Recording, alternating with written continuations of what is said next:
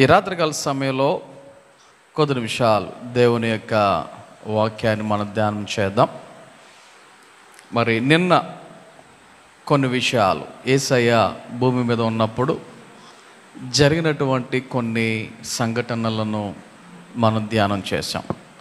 మరి ఈరోజు బుధవారం ఆయన ఈ భూమి మీద ఉండగా ఏం జరిగింది, ఆయన ఏం బోధించారు అనేటువంటి విషయాలను ఈ రాత్రికాల సమయంలో కొద్ది నిమిషాలు ధ్యానం చేద్దాం.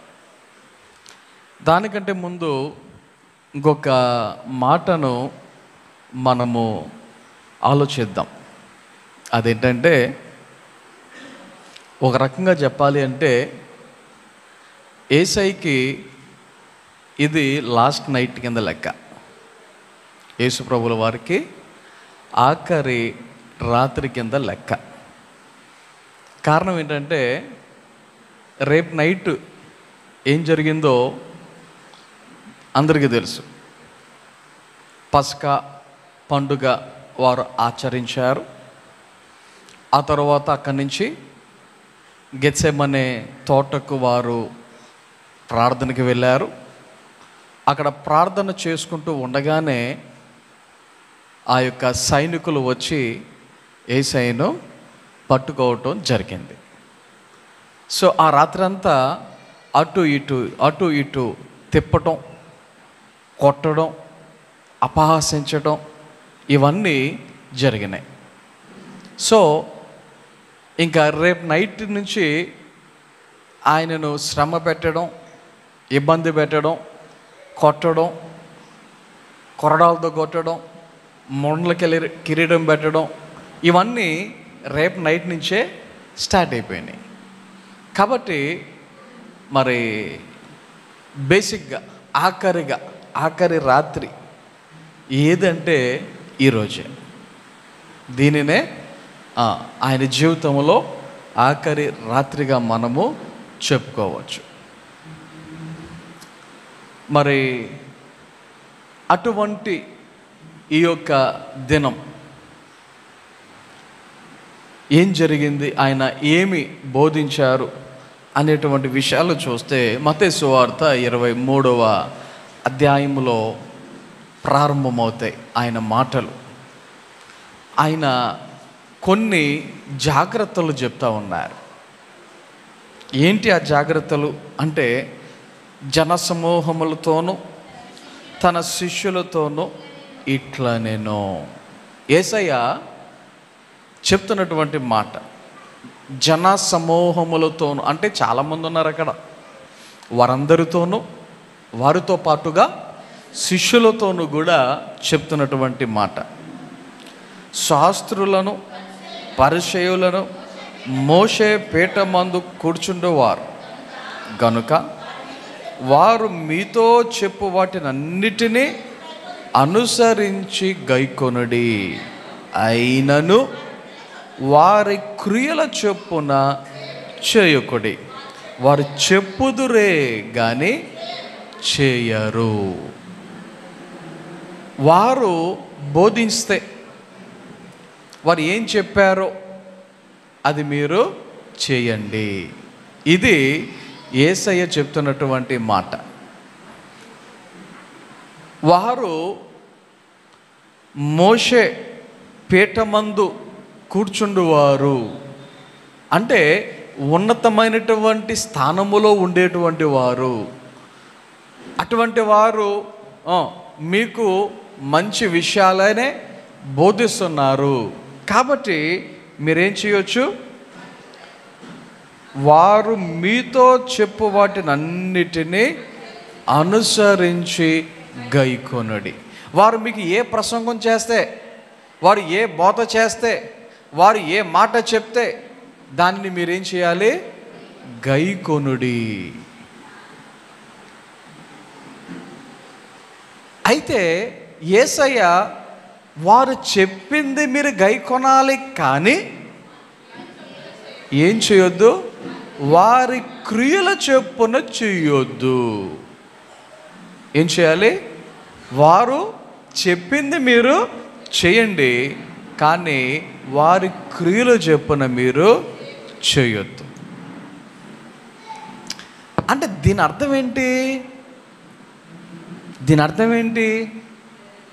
వారి యొక్క క్రియలు మంచివి కావు, దేవునికి ఇష్టమైనవి కావు, వాక్యానికి అనుకూలమైనవి కావు. లేకపోతే ఆ రోజుల్లో ధర్మశాస్త్రాన్ని వారు పాటించేటువంటి వారు కాబట్టి ధర్మశాస్త్రానికి అనుగుణమైనటువంటివిగా ఉండేటువంటివి కావు. అందుకే ఏం చేయొద్దు? వారి క్రియలు చొప్పున చేయొద్దు. వారు చెప్పింది మీరు గైకొనండి.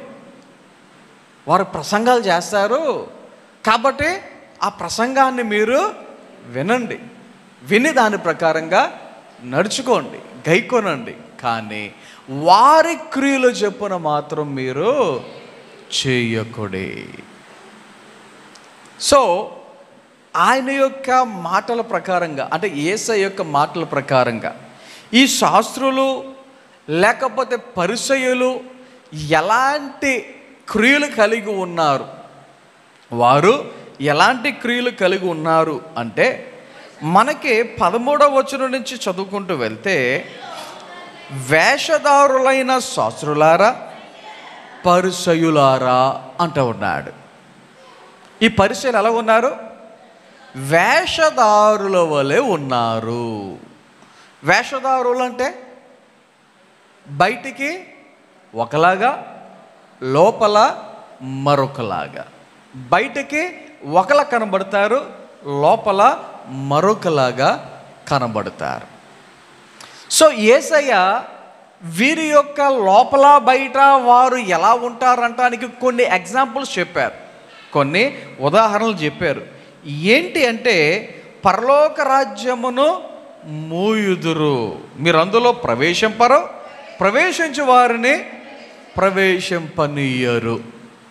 చూడండి, వీళ్ళు చెప్పేదే వాక్యం, వీళ్ళు చెప్పేదే ధర్మశాస్త్రం. అయితే ఏం చేస్తున్నారంట? ఎలా ఉన్నారంట? పరలోక రాజ్యములో వీరు ప్రవేశింపరు, ప్రవేశించు వారిని ప్రవేశింపనీయరు. అదేదో సామెత గుర్తొచ్చింది నాకు, కుక్క సామెత. గడ్డి దగ్గర కుక్కను పెడతారంట. ఏం చేస్తుంది అది? గడ్డి తిందో, తింటాకు వచ్చినటువంటి గొర్రెలు కానీ, మేకలు కానీ, లేకపోతే ఆవులు కానీ గడ్డిని తిననివ్వదు. కుక్క తిందో, తినే వాటిని తినవదు. అలాగా వీరు పరలోకానికి వెళ్ళరు, వెళ్ళేవారిని వెళ్ళనివ్వరు. ఇది నువ్వు నేను చెప్తున్న మాట కాదు, స్వయంగా యేసయ్యే చెప్తున్నటువంటి మాట. రైట్. ఆయన ఆఖరి దినాలు ఇవి, చనిపోవటానికి ఆఖరి దినాలు. ఆయన ఫోకస్ దేని మీద ఉందో ఒక్కసారి ఆలోచన చేయండి. పరలోక రాజ్యము. ఆయన ఫోకస్ అంతా దేని మీద ఉంది? పరలోక రాజ్యము. పరలోక రాజ్యములో ఉండాలి. మీరు నశించిపోకూడదు, మీ ఆత్మలు నశించిపోకూడదు, నరకానికి పోకూడదు. అది ఆయన యొక్క ఆంతర్యం, ఆయనకు ఉద్దేశం. సో పరలోక రాజ్యం గురించి చెప్తున్నటువంటి విషయాలు కొన్ని చూస్తూ ఉన్నాం. వీళ్ళు ఇంకా ఎలా ఉన్నారు అంటే 16వ వచనంలో, అందులైన మార్గదర్శకులారా.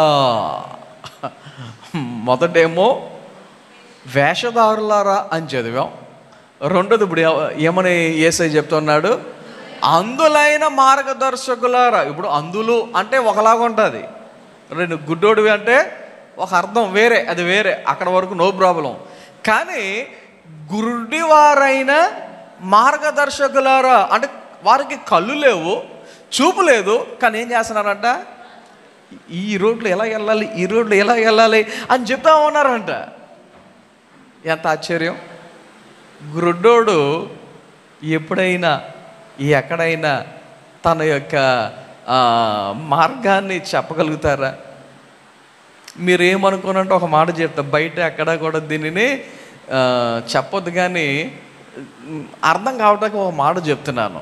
మన వాడపల్లిలోనే సత్యానందం గారు అందరికీ తెలుసు, మంచి పాటలు పాడతారు. అనేక చోట్ల దేవుని యొక్క నామ మహిమార్థమై వాడబడినటువంటి ఆయన సంగీత అంటే మంచి వాయిస్ కలిగినటువంటి ఆయన.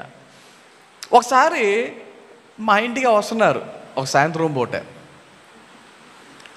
ఆశ్చర్యం ఏంటంటే ఆయన ఇంటి దగ్గర నుంచి మా ఇంటి వరకు ఎవరు లేకుండా ఆయన ఒకడే వచ్చేసాడు. ఎవరు లేకుండా ఒకడే ఆయన నడుచుకుంటూ వచ్చేసాడు. అయితే దగ్గరకు వచ్చేసరికి ఇంచుమించు మన మందిరం కూడా దాటినట్టున్నారు. దగ్గరకు వచ్చేసరికి ఒక సైకిలోడు మైండ్ ఎక్కడ పెట్టుకున్నాడో తెలియదు కానీ చాలా ఇదిగా వచ్చేస్తుంటే మరి ఈయన కనపడదుగా, ఈయనకి కనపడదుగా. ఈయన రోడ్లో ఈయన నడుచుకుంటూ వెళ్ళిపోతున్నాడు. చేతిలో కర్ర పెట్టుకొని అటు ఇటు అనుకుంటా వస్తే జనాలకు అర్థమవుతుంది ఈయన గుడ్డోడు లేకపోతే కలుగొనబోడు అనేటువంటి విషయం అర్థమవుతుంది. ఈయన చేతిలో కర్ర ఏమీ లేదు. ఆయన నడుచుకుంటూ వచ్చేసారు. లాస్ట్కి వచ్చేసరికి ఆ సైకిలోడు ఆడే తప్పుకుంటాడులే అనుకున్నాడు. ఏంటో అలాగ వచ్చేసాడు మీదకి. ఈయనేమో కనబడదుగా అలాగే వెళ్ళిపోతున్నాడు. ఆడు ఉలిక్కిపోయి దగ్గరికి వచ్చిన తర్వాత మనిషి చూసి టాక్ అని చెప్పి సైకిల్ పక్క తిప్పి, ఏయ్ నీవు గుడ్డాడువా కలకంపడతాడా అన్నాడు. అంటే పక్కన ఆయన ఇంటికి తీసుకెళ్తాకి నేనే ఈ చర్చ గ్రౌండ్లో ఆడుకుంటాం. అప్పుడు మేము అందరం కుర్రోళ్ళు అందరూ ఆడుకుంటా ఉంటే పరుగున ఆయన దగ్గరికి వెళ్ళి తీసుకెళ్దాం అని, ఇంటికి తీసుకెళ్దాం అని చెప్పి పరుగున ఆయన దగ్గరికి వెళ్తే ఆ సైకిల్ అడిసేస్తున్నాడు, ఏయ్ గుడ్డాడువా కళ్ళు కనబడుతుంది అని. నేను అన్నాను, ఏమన్నా ఆయన నిజంగా గుడ్డ అయినే కళ్ళు లేవు అన్న. అంతే, ఏం మాట్లాడాలో తెలియక ఎందుకు అరిసానో అర్థం కాక కాముగా సైకిల్ మళ్ళీ ఎక్కి వెళ్ళిపోయాడు. ఆలోచన వచ్చేయండి. గ్రుడ్డివారు మార్గాన్ని చూపెట్టగలుగుతారా? ఏ గ్రుడ్డివారైనా. యేసయ్య ఈ పరిచయులను శాస్త్రులను అలాగే పోలుస్తున్నాడు. ఎలాగా? అందులైన మార్గదర్శకులారా. చూడండి, ఇలాగున చెప్పడానికి ఆయనకి కొన్ని కారణాలు ఉన్నాయి. ఎందుకంటే బంగారము గొప్పదా, లేకపోతే బంగారమును పరిశుద్ధపరచు దేవాలయము గొప్పదా? ఇంకా కొన్ని విషయాలు. అర్పణము గొప్పదా, అర్పణమును పరిశుద్ధపరచు బలిపీఠము గొప్పదా అని కొన్ని విషయాలను ఆయన ఎక్స్ప్లెయిన్ చేస్తూ ఉన్నాడు. కొన్నిసార్లు అసలైనవి మర్చిపోయి, గొప్ప వాటిని మర్చిపోయి, ఇంపార్టెంట్ విషయాలు మర్చిపోయి చిన్న చిన్న విషయాలకు మనం చాలా అంటే చాలా తాపత్రయపడుతూ ఉంటాం. ఇంతకుముందు కూడా నేను మీకు కొన్ని ఎగ్జాంపుల్స్ చెప్పాను. ఈ మాట అప్పట్లో 2000 నోటు ఉండేది మనకి, ఇప్పుడంటే లేదు కానీ అప్పట్లో ఒక 4-5 సంవత్సరాల క్రితం అనుకుంటా 2000 నోటు అనేది మనకు ఉండేది. అప్పుడు చెప్పాను ఈ మాట, ఎంతమంది గుర్తుందో. 2000 రూపాయల నోటు ఒకటి, 20 రూపాయల నోటు ఒకటి మన చేతిలోంచి జారి కింద పడింది. మొదట ఏం తీయాలి? మొదట ఏ కాగితం తీయాలి మనం? కొంతమంది 20 నోట్లు వేస్తారు, కొంతమంది 20 నోటే పట్టుకుంటారు. ఏ అంటే దగ్గర ఉందంట, వంకుంటే అందేద్దంట. 2000 నోటు కొద్దిగా ఎగిరిందంట, అక్కడికి వెళ్ళాలంటే 2 అడుగులు వేయాలిగా, బద్ధకం.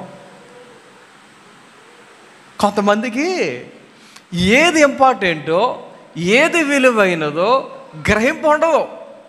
ఆ గ్రహింపు లేక 2000 రూపాయల నోటు పడిపోయినా దానిని పట్టించుకోకుండా 20 రూపాయల నోటునే పట్టించుకునేటువంటి కొంతమంది ప్రబుద్ధులు అన్నమాట.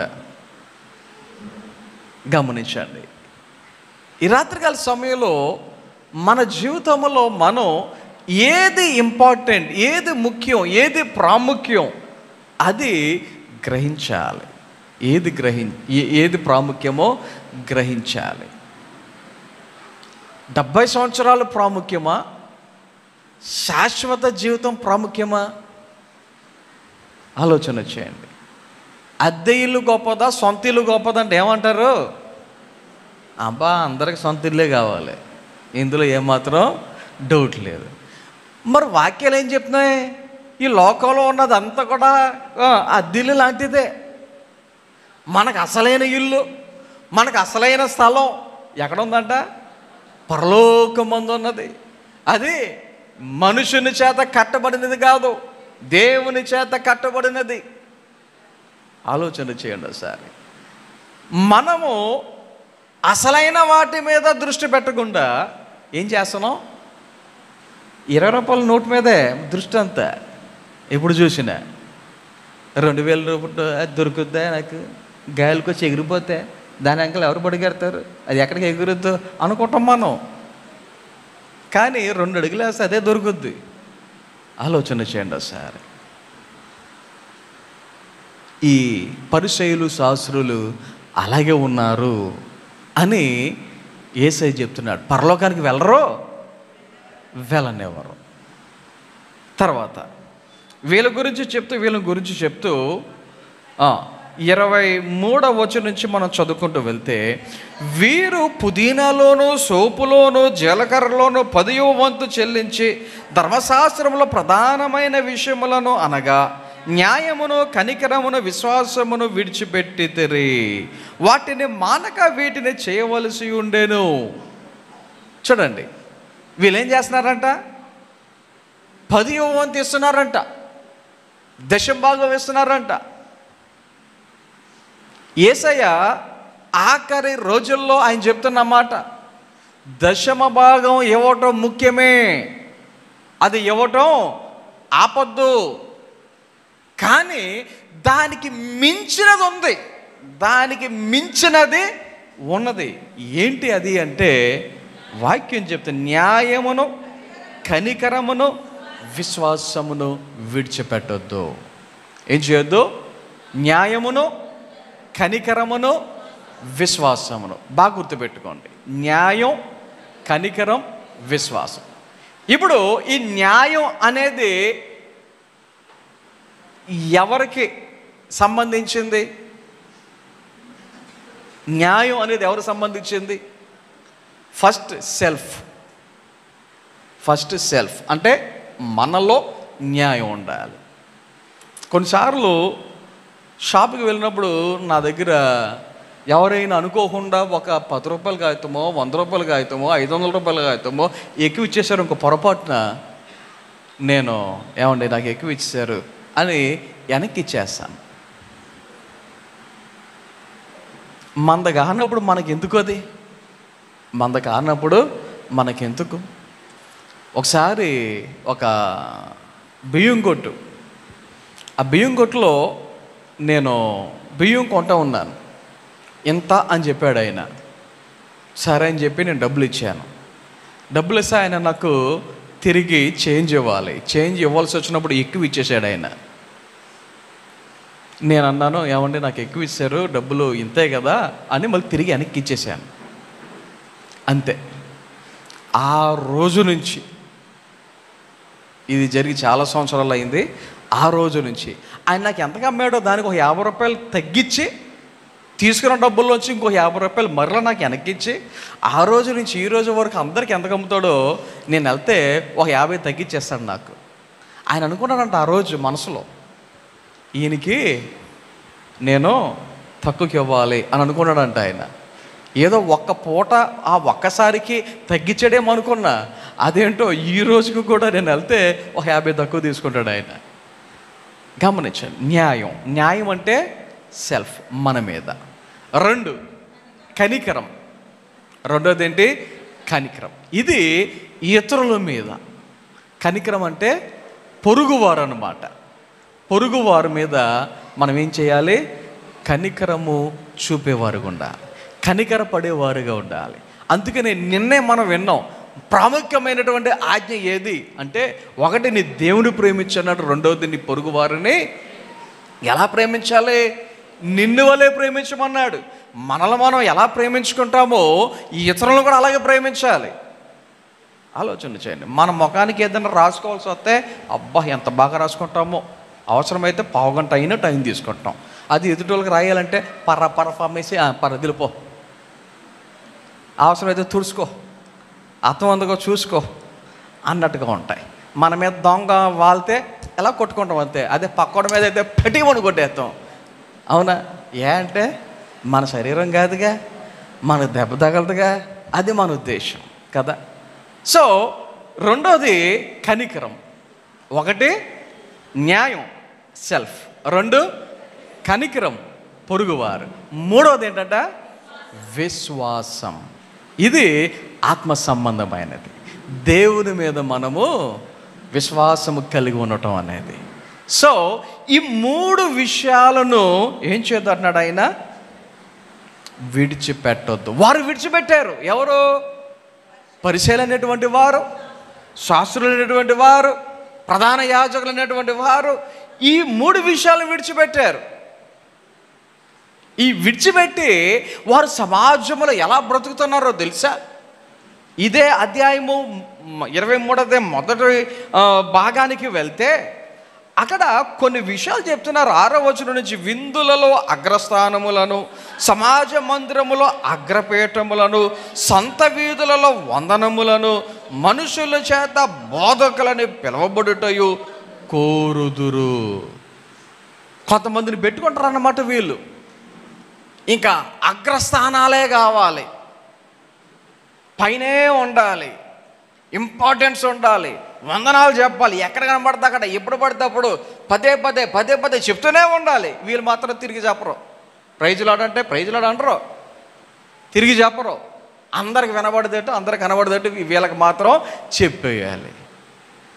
ఇంకొక మాటలో చెప్పాలంటే ఇంక ఎప్పుడు చూసినా అందరూ ఎదురుకుండా పొగుడుతూనే ఉండాలన్నమాట, పొగుడుతూనే ఉండాలి. అందుకనే యేసయ్య ముందే చెప్తున్నాడు, వాళ్ళు బోధించిన బోధలు మీరు చేయండి కానీ వాళ్ళ యొక్క క్రియలు చెప్పిన మీరు చేయకూడదు. కారణం ఏంటంటే వాళ్ళు ఎలాంటి వారు? ఒకటే వేషధారులు, రెండు అందులేనటువంటి వారు అని వారి గురించి చెప్తూ, చూడండి ఆయన చెప్తున్నటువంటి కొన్ని విషయాలు ఏమన్నారంటే, వారిని ఎలా పోల్చాడు అంటే, వెలుపల పల్లెమును శుద్ధి అవునట్టుగా వారు బయట కడుగుతున్నారు కానీ వాటి లోపల శుద్ధి చేయరంట. ఏం చేస్తున్నారు?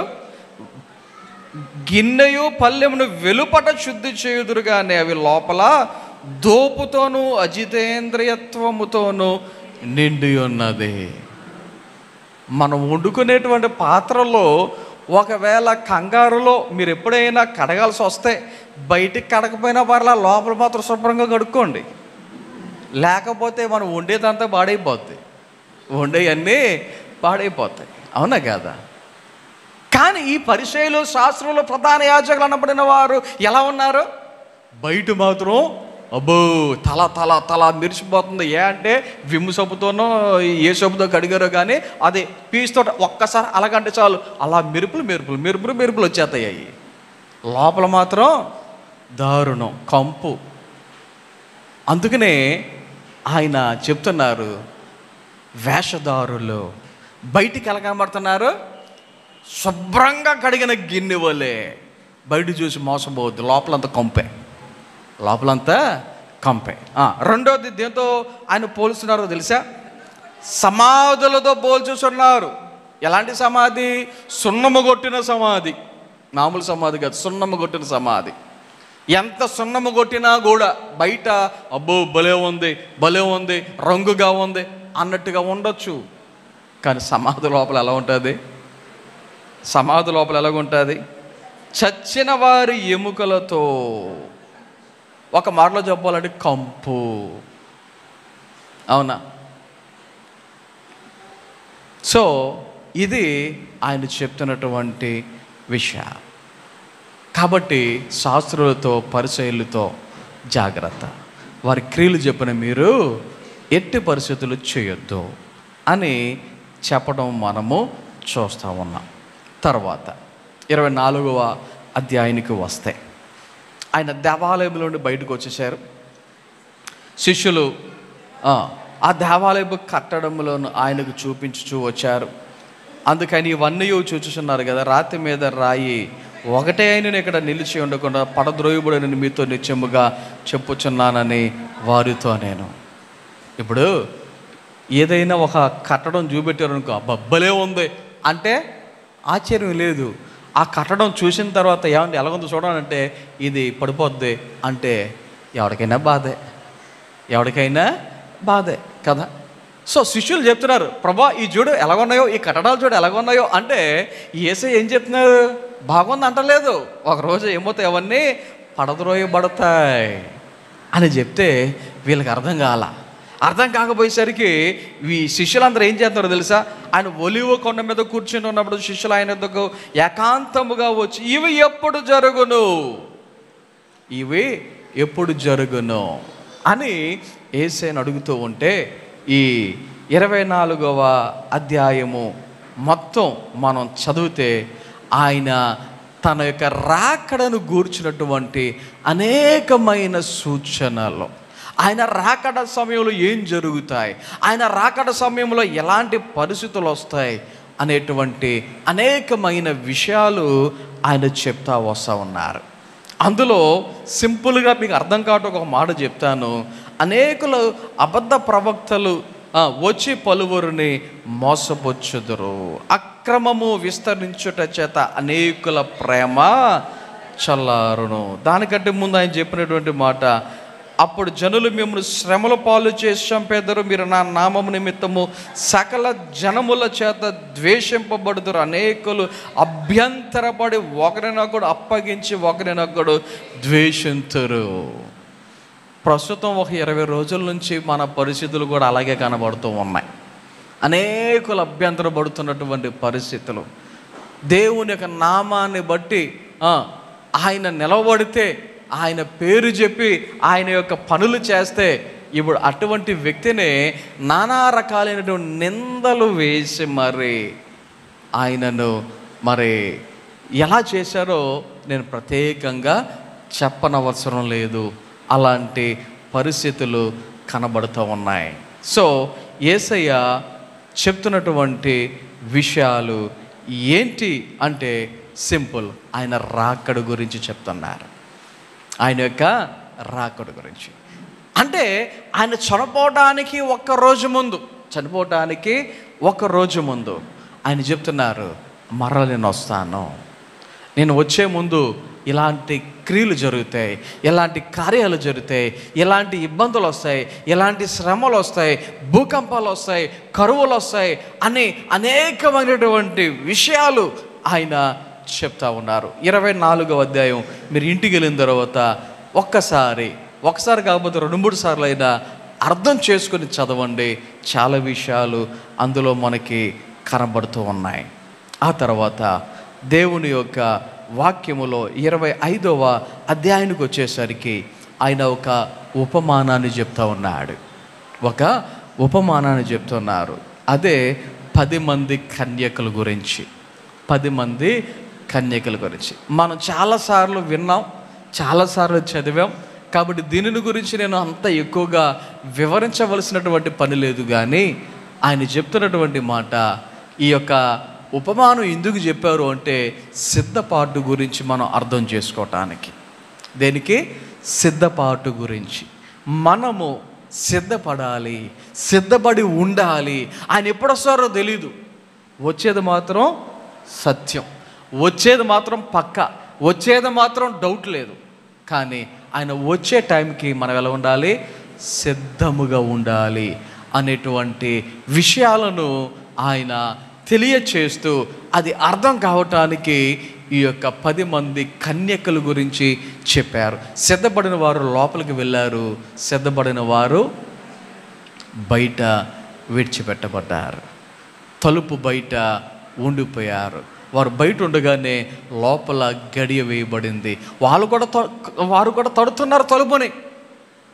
మేము కూడా పెళ్లి కుమారుని కోసమే ఎదురు చూస్తున్నాం, మేము కూడా ఆయన కోసమే బయటకు వచ్చాం, ఆయన కోసమే సిద్ధపడ్డాం, ఆయన కోసమే రాత్రంతా వెయిట్ చేసాం. తలుపు తీయండి అంటే ఏ స్వరం వస్తుంది బయటికి? నేను మిమ్మును ఎరుగాను. సింపుల్. దేవునికి మొహమాటం లేదు, యేసయ్యకి ఏం లేదు, మొహమాటం లేదు. మనం అంటే కొంతమందిని చూచి మొహమాట పడతాం, కానీ దేవునికి ఏ మొహమాటం లేదు. నేను మిమ్మును ఎరుగాను, అంతే. నేను మిమ్మును ఎరుగాను. తర్వాత ఆయన మరొక ఉపమానం చెప్తూ ఉన్నాడు. 14వ వచనము నుండి మనం చదువుకుంటూ వెళ్తే అక్కడ తన యొక్క దాసులను పిలిచి ఒక వ్యక్తి తన యొక్క ఆస్తిని ఇచ్చాడు. అందులో ఒకనికి 5 తలాంతులు, మరొకనికి 2 తలాంతులు, మరొకనికి 1 తలాంతు ఇచ్చాడు. 5 తలాంతులు తీసుకున్నవాడు మరొక 5 తలాంతులు సంపాదించాడని, 2 తలాంతులు తీసుకున్నవాడు మరొక 2 తలాంతులు సంపాదించాడని, 1 తలాంతు తీసుకున్నవాడు కప్పెట్టి దాచిపెట్టాడు అని వాక్యంలో మనకి తెలుసు. కొంతమంది అనుకుంటారు, ఏమండి ఆయనకి 5 ఇవ్వటం ఏంటి, ఈయనకి 2 ఇవ్వటం ఏంటి, ఇంకోటి 1 ఇవ్వటం ఏంటి, అందుకే నీకు కోపం వచ్చింది, ఆయనకి 5 ఇచ్చి నాకు 1 ఇచ్చినందుకు ఈయనకి కోపం వచ్చింది అన్నట్లుగా కొంతమంది మాట్లాడుకుంటూ ఉంటారు. ఆలోచన చేయండి. వాక్యంలో ఒక పర్టికులర్ ఒక మాట కనబడుతుంది మనకి. ఎవని సామర్థ్యము చొప్పున వానికిచ్చి, ఏమంట, ఎవని సామర్థ్యము చొప్పున వానికిచ్చి. ఆలోచన చేయండి. మనం అనుకుంటాం డబ్బులు నాకుంటేనా అబ్బా జలసా చేద్దాం, ఎంజాయ్ చేద్దాం అనుకుంటాం మనం. ఎవడైనా ఫర్ ఎగ్జాంపుల్ ఇదిగో 1 కోటి రూపాయలు తీసుకో అని ఎవరైనా మనకు 1 కోటి రూపాయలు ఇచ్చారు అనుకో, ఎంత, 1 కోటి రూపాయలు ఎవరైనా మనకి ఇచ్చారు అనుకో, మనం ఏమనుకుంటామంటే 1 కోటి రూపాయలతో ఏమేమి వస్తుందో మొత్తం లెక్కలేసుకుంటాం. కానీ తెలియని విషయం ఏంటో చెప్పమంటారా? 30 లక్షలకు పైగా ఇన్కమ్ ట్యాక్స్లు వచ్చి పట్టుకుపోతారు, ట్యాక్స్ కట్టు అని. ఎంత, 30 లక్షలు పైగా వాళ్ళు ట్యాక్స్ రూపంలో తీసేసుకుంటారు. రీసెంట్గా మొన్న అదేదో న్యూస్ చదివాను, ఎక్కడో ఒక ప్లేయర్ వేరే దేశంలో మన దేశం తరపున గేమ్లో నెగ్గినందుకు అతనికి ప్రైజ్ మనీ వస్తే ఇండియా వచ్చిన తర్వాత ఆయనకు వచ్చిన దాంట్లో చాలా డబ్బులు ఇలాగే ట్యాక్స్ రూపంలో తీసేసుకున్నారు. మొన్న ఇంకొక న్యూస్ చదివాను, ఏంటి పుష్కరాలలాగా జరుగుతాయి కదా కుంభమేళ అని చెప్పి, ఆ కుంభమేళలో ఒక వ్యక్తి పడవలు తిప్పి పడవల ద్వారా చాలా డబ్బులు సంపాదించాడంట. అయితే అతను సంపాదించిన డబ్బుల్లో ఆ ఇన్కమ్ ట్యాక్స్ వారు వచ్చి ఎంత ట్యాక్స్ కట్టాలని 12 కోట్లు ఎంతో ట్యాక్స్ కట్టమన్నారంట. అతనికి వచ్చిందేమో 30 కోట్లు ఎంతో వచ్చినాయి, 12 కోట్లు ట్యాక్స్ కట్టన్నారంట. ఆలోచన చేయండి ఒకసారి. లబోదిబో అని గోల. ఆ వ్యక్తికి ఎలా చేయాలో తెలియదు కాబట్టి గొప్పగా చెప్పేసుకున్నాడు, డబ్బులన్నీ మరలా ట్యాక్స్ రూపంలో పోయి. కొంతమంది తెలివైన వాళ్ళకైతే, సామర్థ్యం కలిగిన వాళ్ళైతే ఏం చేస్తారో తెలుసా? అంత సంపాదించిన నాకు ఈ బోటుకి ఈ రిపేర్ వచ్చింది, ఆ బోటుకి ఆ రిపేర్ వచ్చిందని చెప్పి నష్టాలు చూపెట్టి 1 రూపాయి ట్యాక్స్ పోకుండా కాపాడుకుందరేమో. ఆలోచన చేయండి ఒకసారి. ఎవని సామర్థ్యము చొప్పున దేవుడు ఏం చేస్తాడు, వానికి ఇస్తాడు. మన సామర్థ్యం ఏంటో దేవునికి తెలుసు. మన సామర్థ్యం ఏంటో దేవుని, నువ్వు ఎంత హ్యాండిల్ చేయగలుగుతావో దేవునికి తెలుసు. నువ్వు ఎంత అయితే తట్టుకోగలుగుతావో దేవునికి తెలుసు. దానికి తగ్గట్టుగానే దేవుడు ఏం చేస్తాడు, మనకిస్తాడు. ఒక విషయం చెప్పమంటారా? బైబిల్లో ఒక మాట ఉంది, ఈ కొంచెములో నీవు మిక్కిలి నమ్మకముగా ఉంటివి గనుక ఏం చేస్తానన్నాడు దేవుడు, అటువంటి వారిని ఇంకా అనేకమైన వాటి మీద నేను నిన్ను నియమించదను. ఈ చిన్న వాటిల్లో మనం ఒకవేళ నమ్మకంగా లేమనుకోండి, పైకి వెళ్ళాం. మన సామర్థ్యాన్ని దేవుడు చిన్నప్పుడే టెస్ట్ చేస్తాడు, చిన్న వాటిగా ఉన్నప్పుడే టెస్ట్ చేస్తాడు. ఈ చిన్న చిన్న విషయాలలో మనం కరెక్ట్గా ఉంటే మనం ఖచ్చితంగా మనం ఉన్నటువంటి దానిని బట్టి దేవుడు నెక్స్ట్ లెవెల్కి తీసుకెళ్తాడు. ఈ చిన్న దగ్గర మనము నాకు ఇంతే ఉంది, దీన్ని నేను ఇలాగ అని మన లెక్కల్లో మనం వేసేసుకొని మన ఆలోచనతో లెక్కలు వేసేసుకొని ఉంటే మన లెక్కలు అక్కడితో ఆగిపోతాయి. అక్కడి నుంచి పైకి వెళ్ళలేము మనం. కారణం ఏంటి? చిన్న వాటిల్లో మనం వెళ్ళలేము, నమ్మకంగా లేము కాబట్టి ఇచ్చే విషయంలో కూడా దేవుడు ఎలాగిస్తాడనమాట? వాని సామర్థ్యాన్ని బట్టి. ఇప్పుడు ఒక ముగ్గురు నిలబెట్టి, ఫర్ ఎగ్జాంపుల్ గణేష్ని ఒకడిని, తర్వాత ఈ ఎవరో డానీ గడో లేకపోతే రెహమానో వాళ్ళని ఒకరిని నిలబెట్టి, ఇంకా చిన్న బ్యాచ్ ఎవరు ఉన్నారు, మ్యాచ్ కూడా ఉన్నాడు, వాడిని ముగ్గురు నిలబెట్టి, ముగ్గురికి చెరుకు ఒక 5 కేజీలు చేతికి ఇవ్వండి అంటే గణేష్కి ఆఫ్టర్ ఆల్ ఇది. మరి మ్యాచ్ గడు 1/2 కేజీ మొయలేడాడు.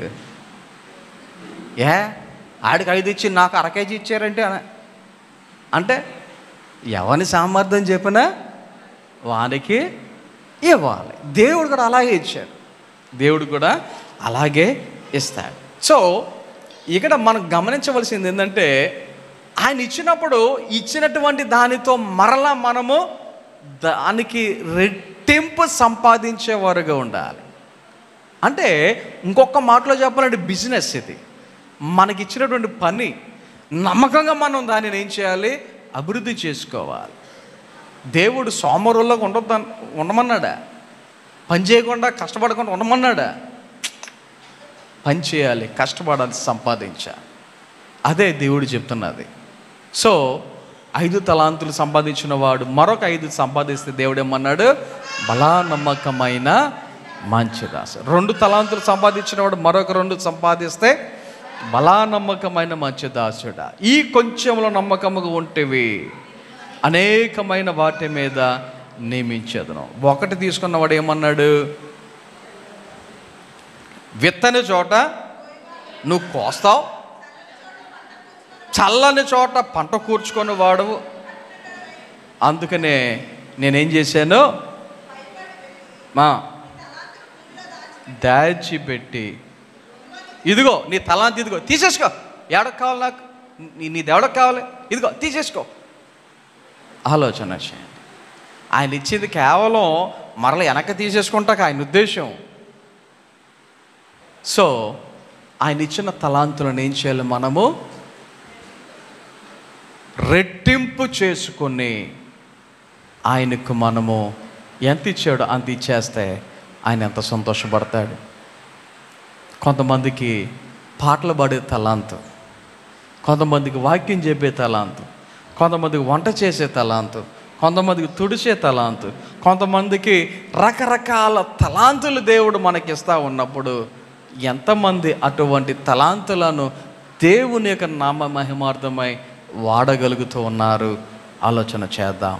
తర్వాత ఈ 25వ అధ్యాయములోనే ఈ 31వ వచనం నుండి 46వ వచనం వరకు చదివితే ఆయన ఒక వ్యక్తి మేకల నుండి గొర్రెలను వేరుపరిచినటువంటి సందర్భాన్ని మనం చదువుతూ ఉంటాం. అంటే ఆయన పరిశుద్ధులను పాపులను వేరు చేశారు అని ఒక విషయాన్ని ఎక్స్ప్లెయిన్ చేయటానికి ఈ యొక్క ఎగ్జాంపుల్ని ఆయన చెప్తున్నాడు. గొర్రెలను మేకలను వేరుపరుచున్నట్లు ఆయన వారిని వేరుపరిచి కుడివైపును పెట్టాడు, కొంతమందిని ఎడమ వైపును పెట్టాడు.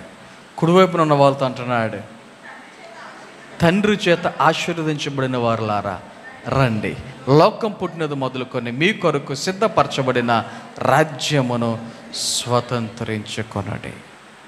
ఏం చేయాలంటే వారు దేవుని రాజ్యమును స్వతంత్రించుకొనాలి అని వారికి చెప్తా ఉన్నాడు. మరి ఎడమ వైపున ఉన్న వారికి ఏం చెప్తున్నాడు? ఎడమ వైపున ఉన్న వారికి ఏం చెప్తున్నాడు? ఇక్కడ 41వ వచనంలో చదివితే, ఎడమ వైపున ఉన్న వారిని చూచి శపింపబడిన వారులారా నన్ను విడిచి అపవాదికిని వాని దూతలకును సిద్ధపరచబడిన నిత్యాగ్నిలోనికి పోవడి. కుడివైపున ఉన్న వారితోనేమో దేవుని రాజ్యమును స్వతంత్రించుకొనుడి అని ఆశీర్వదించబడిన వారు అన్నాడు. వీరిని శపింపబడిన వారు అని చెప్పి మీరు నిత్యాగ్నిలోనికి పోవుడి. ఏంటి తేడా ఇద్దరికి? వీరిద్దరికి తేడా ఏంటి అంటే, ఆయన చెప్పినటువంటి విషయాలు, నేను ఆకలితో ఉంటే అన్నం పెట్టారు, నేను దాహంతో ఉంటే నీళ్ళు ఇచ్చారు, నేను పరదేశునై ఉంటే చేర్చుకున్నారు, దిగంబరునై ఉంటాను బట్టలు ఇచ్చారు, రోగినై ఉన్నాను స్వస్థతను చూడవచ్చారు, చెరసాలలో ఉన్నాను పరామర్శించారు. ఇది ఆశీర్వదించబడిన వారికి ఆయన చెప్తున్న మాట. మరి శపించబడిన వారేం చేశారంట? ఆకలితో ఉంటే అన్నం పెట్టలేదు, దాహం ఇవ్వలేదు, చేర్చుకొనలేదు, బట్టలు ఇవ్వలేదు, చెరసాలలో ఉంటే చూడటానికి రాలేదు అని యేసయ్య వారికి చెప్తే వీళ్ళు అంటున్నారు, అయ్యో ప్రభువా, నువ్వెప్పుడు ఆకలితో నువ్వెప్పుడు అన్నావు? అయ్యయ్యో, వాళ్ళు నీకు ఓన్లీ పప్పుచారు వేసి పెట్టారు, అదే నేనైతే బిర్యానీ పెడదును అన్నట్టుగా మాట్లాడుతున్నారు వీళ్ళు. గమనించండి, దేవుని యొక్క వాక్యములో 45వ వచనంలో చెప్తున్నాడు, మిక్కిలి అల్పులైన వీరిలో ఒకనికైనను మీరు ఇలాగూ చేయలేదు గనుక నాకు చేయలేదని మీతో నిశ్చయముగా చెప్పుచున్నారు. వీరు నిత్య శిక్షకు, నీతిమంతులు నిత్య జీవమునకు పోవుదురు. ఎవరు నిత్య జీవానికి వెళ్తారు, ఎవరు నిత్య శిక్షకు గురవుతారు అని ఆయన చెప్తా ఉన్నారు. ఇంకొక మాటలో చెప్పాలంటే, జనసమూహముతో ఆఖరి ప్రసంగం ఇదే.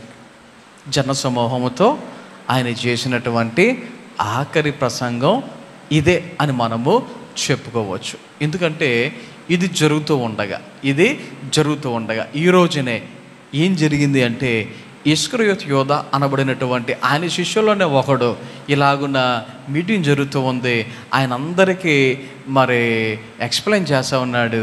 ఈయన మాత్రం తప్పించుకొని ఎక్కడికి వెళ్ళిపోయాడు?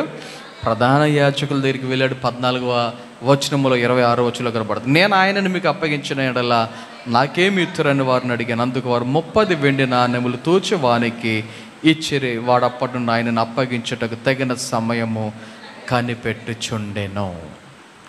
యేసయ్యను అప్పగించడానికి ఇస్కరియోతు యోధ ప్రయత్నం చేసిన రోజు ఇదే, డబ్బులు తీసుకున్న రోజు ఇదే, లేకపోతే వెండి నాణేలు తీసుకున్నటువంటి రోజు ఇదే.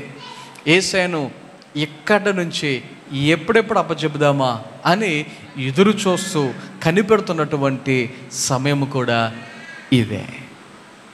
సో యేసయ్య యొక్క ఆఖరి మాటలు, ఆఖరి దినం, ఆఖరి రాత్రి ఆయన చెప్పినటువంటి విషయాలు, జాగ్రత్త చెప్తున్నారు, మనకి జాగ్రత్త చెప్తున్నారు. ఆయన చెప్పినటువంటి విషయాలు మనం కూడా వింటే మనం కూడా జాగ్రత్త పడవచ్చు. ఆ రోజుల్లో ప్రధాన యాజకుల గురించి, శాస్త్రుల గురించి, పరిసయ్యుల గురించి జాగ్రత్తలు చెప్పారు.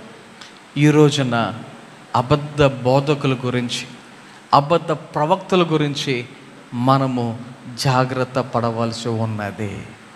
ఎందుకంటే చాలామంది తయారయ్యారు. ఆన్లైన్లో ఎవరు పడితే వారు, ఎక్కడ పడితే అక్కడ వాక్యాలు విరివిగా వినబడుతూ ఉన్నాయి. కొంతమంది స్వస్థత లేదు అనేవారు కొంతమంది, అద్భుతాలు జరగవు అనేవాళ్ళు కొంతమంది, దయ్యాలు భూతాలు లేవు అనేవారు కొంతమంది, రకరకాలైనటువంటి బోధలు. కొంతమంది మా సంఘం వాళ్ళే వెళ్తారు పరలోకానికి, మిగతా సంఘాలలో ఎవరు వెళ్ళరు అని చెప్తున్నటువంటి వాళ్ళు కూడా ఉన్నారు. కొంతమంది నువ్వు ఎలాగైనా బ్రతుకు, ఆయన నీ కొరకు రక్తం చిందించేసాడు కాబట్టి ఇంక నీ పాపాలు క్షమించబడినట్టే, ఈ లోకంలో నువ్వు ఎలా తిరిగినా నష్టం లేదు అనేటువంటి వారు కూడా కొంతమంది బోధలు బోధిస్తూ ఉన్నారు. జాగ్రత్త. ఆయన జాగ్రత్తలు చెప్తూ ఆయన అల్టిమేట్గా ఆఖరి దినాలలో, ఆయన రాకడ సమయంలో ఎలాంటి సూచక క్రియలు జరుగుతాయి అని చెప్పారు. 24వ అధ్యాయం మీరు ఇంటికి వెళ్ళిన తర్వాత ఒక్కసారి 2-3 సార్లు మీరు అర్థమయ్యే వరకు చదవండి. తర్వాత 25వ వచనంకి 25వ అధ్యాయంకి వచ్చేసరికి ఆయన 3 ఉపమానాలు మరలా చెప్పారు. 1 సిద్ధపాటు గురించి, 2 తలాంతుల గురించి, 3 నిత్య జీవము గురించి లేక నరకాన్ని గురించి జాగ్రత్తలు చెప్పారు. సో ఇవన్నీ ఎందుకు అంటే ఈ రోజుల్లో ఇప్పుడు మనం జాగ్రత్త పడటానికి, మనము ఆయన యొక్క వాక్యానుసారంగా జీవించటానికి. సో ఏది విలువైనదో అది మనము చేయవలసిన వారమై ఉన్నాం. ఏది ఇంపార్టెంటో దాని మీద మనసు పెట్టవలసిన వారమై ఉన్నాం. 20 కాగితమా 2000 కాగితమా, నువ్వు దేనిని దృష్టి పెడుతున్నావు? సో ఈరోజు విన్నటువంటి మాటలు బట్టి నీవు ఏం చేయాలి అంటే యేసే చెప్పినటువంటి రీతిగా న్యాయమును, కనికరమును, విశ్వాసమును విడిచిపెట్టొద్దు. వాటిని చేయండి. వేటిని? 10వ వంతును ఇస్తూ వాటిని మానక వీటిని చేయుడి. కొంతమంది దశంభాగం ఇవ్వమని కొత్త నిబంధనలు ఎక్కడ ఉంది అని అడిగేవాళ్ళు, ప్రశ్నించే వాళ్ళు కూడా ఉన్నారు. ఇదే జవాబు వారికి. వాటిని మానొద్దు అన్నాడు యేసయ్య. ఈ చిన్న పాయింట్ మర్చిపోతారు, గ్రహించరు. మీరు న్యాయమును, కనికరమును, విశ్వాసం మన జీవితంలో ఈ 3 ఎప్పుడు కూడా విడిచిపెట్టారు. ఈ 3 దేనికని చెప్పానో, న్యాయము అంటే సెల్ఫ్, కనికరం అంటే పొరుగువారు, విశ్వాసం అంటే దేవుడు. 3 లింక్. ఈ 3 విషయాలు మన జీవితంలో మనం కలిగి జాగ్రత్త పడుతూ, ఆయన కొరకు సిద్ధపడుతూ, ఆయన రాజ్యానికి వారసులం అవటానికి ఈ లోకములో మనం సిద్ధపడదాం. కొద్ది మాటలు మనందరి వినికిడిలో దేవుడు ఫలింపచేసి నడిపించును గాక. ఆమేన్. ప్రార్థన చేసుకుందాం. అందరూ తలలు వంచండి, కళ్ళు మూసుకోనండి. ప్రార్థన. మమ్మల్ని మిక్కిలుగా ప్రేమించుచున్న మా ప్రియ పరలోకపు తండ్రి, ఈ రాత్రికాల సమయంలో కొన్ని విషయాలు నీ సన్నిధిలో మేము నీ వాక్యాన్ని ధ్యానం చేసి ఉన్నాం. నీ వాక్యానుసారముగా మేము జీవించటానికి, నీ వాక్యానుసారముగా నడుచుకొనటానికి దేవా, మీరు చెప్పినటువంటి విషయ ప్రకారముగా మేము న్యాయమును, కనికరమును, విశ్వాసమును విడిచిపెట్టకుండా కొనసాగించటానికి, నీ యొక్క రాజ్యము కొరకు సిద్ధపాటు కలిగినటువంటి వారముగా ఉండటానికి మేము నీ వాక్యానుసారముగా జీవించడానికి సహాయం చేయమని ప్రార్థన చేయుచున్నాం. ఈ రాత్రి నీ సన్నిధిలో నన్ను వీళ్ళందరూ బట్టి వందనాలు. ప్రతి ఒక్కరిని పేరు పేరున దీవించమని, ఆశీర్వదించమని. ఈ సమయంలో నీ బిడ్డమైన మేము నీ సన్నిధి విడిచి గృహాలకు వెలిచి ఉండగా నీ మెండైన దేవునులతో ఆశీర్వాదములతో నింపి నడిపించి మీరే మహిమ, ఘనత, ప్రభావాలు పొందుకున్నామని యేసు నామమున ప్రార్థన చేయుచున్నాము తండ్రి. ఆమేన్. మన తండ్రి అయిన దేవుని ప్రేమ, కుమారుడైన యేసుక్రీస్తు వారి కృప, పరిశుద్ధాత్మ కన్యుని సహవాసము, సహాయము, కాపుదల, నడిపింపు ఇప్పుడు ఎల్లప్పుడు ఆయన బిడ్డలైన మనందరకు సదాకాలము తోడే నడిపించును గాక. ఆమేన్.